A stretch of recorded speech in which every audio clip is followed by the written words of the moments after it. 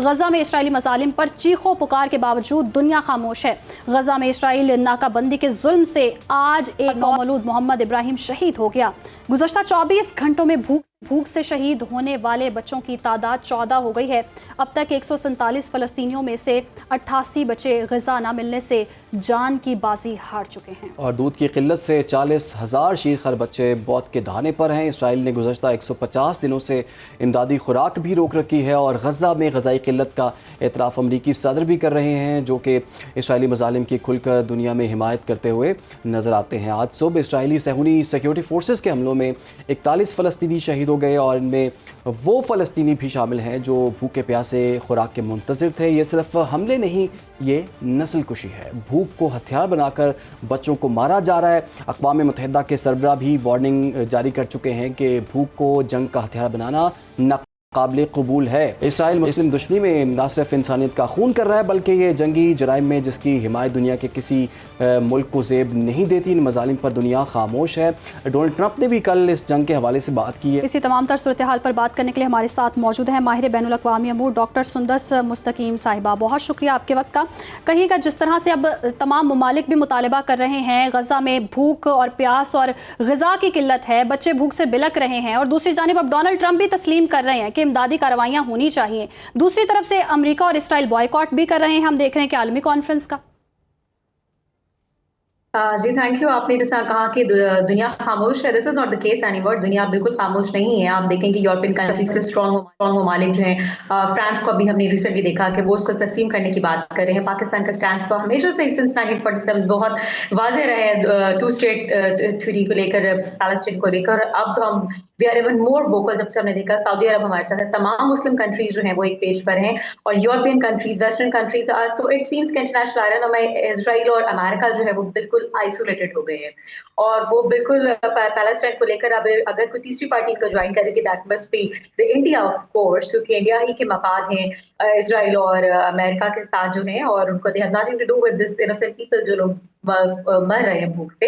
اور جو جینوسائیڈ ہے اس میں ہمیشہ سے جس طرح کہ دیکھیں کہ انڈیا چیمپئن رہے کشمیر میں جینوسائیڈ کرنے کا اپنی مائنورٹیز کے ساتھ، اس طرح اسرائیل جو ہے وہ پیلسٹائن میں جینوسائیڈ کا جو وہ چیمپئن بن چکا ہے، اور ابھی آپ دیکھیں لگ بھگ 60,000 کے قریب جو شہید لوگ ہوئے ہیں، جن میں وسطی تعداد بچوں کی اور عورتوں کی ہے، اور یہاں پہ سیز فائر کا نام بار بار منظر عام پر آ رہا ہے۔ تو ہمیشہ بات کہتی ہوں کہ سیز فائر تو دو ان لوگوں کے درمیان ہوتا ہے، ممالک کے درمیان، جو کہ جنگ کی صورتحال میں ہوتے ہیں۔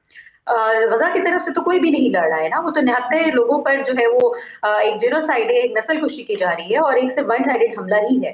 تو اب تمام دنیا کے ممالک نہ صرف بول رہے ہیں بلکہ امریکہ نے خود قحط سالی کو دیکھتے ہوئے جو امداد کی بحالی کے لیے ہلکا سا ایک سافٹ کارنر جو ہے وہ ایک رے آف ہوپ سامنے آئی ہے، لیکن ابھی بھی ہم دیکھیں کہ جب تک اس کو مکمل طور پر تسلیم نہیں کیا جاتا ہے، آپ دیکھیں کہ 148 کنٹریز جو ہیں out of 193 members of the United Nations جو ہے are accepting Palestine. That's a very good sign, اور let's we strongly wish and pray کہ انڈیا اگر ان کو جوائن کر بھی لے تو اسرائیل اور امریکہ بھی دیکھ رہا ہے کہ وہ آئسولیٹڈ ہو جائے گا، اور وہ تمام اسلامک کنٹریز کے ساتھ جو کہ ٹریڈ مراسم بڑھانے کے لیے بہت خواہاں رہا ہے۔ اور ہم نے دیکھا کہ جب اس نے مڈل ایسٹرن کنٹریز کا وزٹ کیا تھا تو امریکہ نہیں چاہے گا کہ پاکستان کے ساتھ بھی بگاڑے، مڈل ایسٹرن کنٹریز کے ساتھ بھی وہ بگاڑے، تو اس کو کہیں نہ کہیں جو ہے وہ ٹھیک ہے۔ ڈاکٹر سندس مستقیم، بھارت کی فوجی مہم جوئی ایک بار پھر بری طرح ناکام ہو گئی ہے۔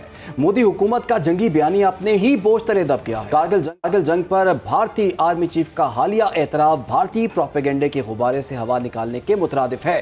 بھارتی آرمی چیف نے پاکستان کے ہاتھوں 250 بھارتی فوجیوں کی ہلاکت اور بھارتی فوج پر نظر رکھنے کا اعتراف کر لیا ہے۔ یہ اعتراف مودی سرکار کے ان جھوٹے دعووں کی کھلی نفی ہے جن کے ذریعے بھارت کئی سالوں سے عوام کو گمراہ کرتا آ رہا ہے۔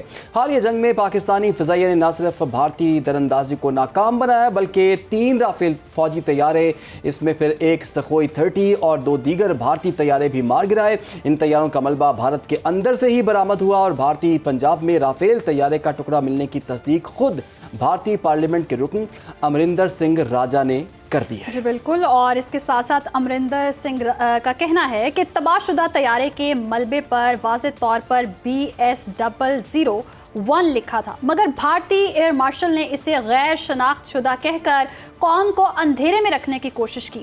مودی سرکار کو بھارتی پارلیمنٹ میں شدید دباؤ کا سامنا ہے۔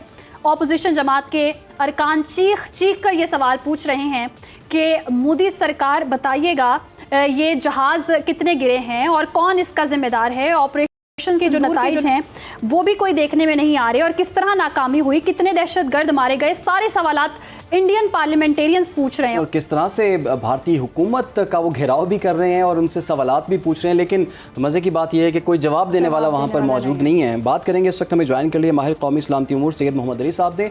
सैयद मोहम्मद अली साहब, आपके वक्त का बहुत शुक्रिया।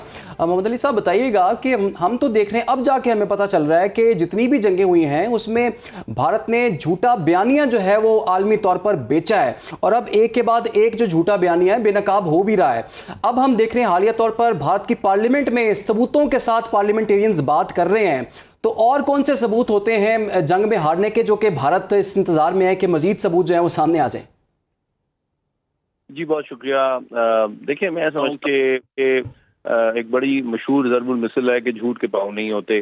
तो पिछले तकरीबन आप देखें 77 साल से भारत ने अपने अवाम को भी और आलमी बरादरी को भी गुमराह करने के लिए मुख्तलिफ जो तारीखी हक़ाइक़ हैं उनको तोड़ मरोड़ के बयान करने की कोशिश की है।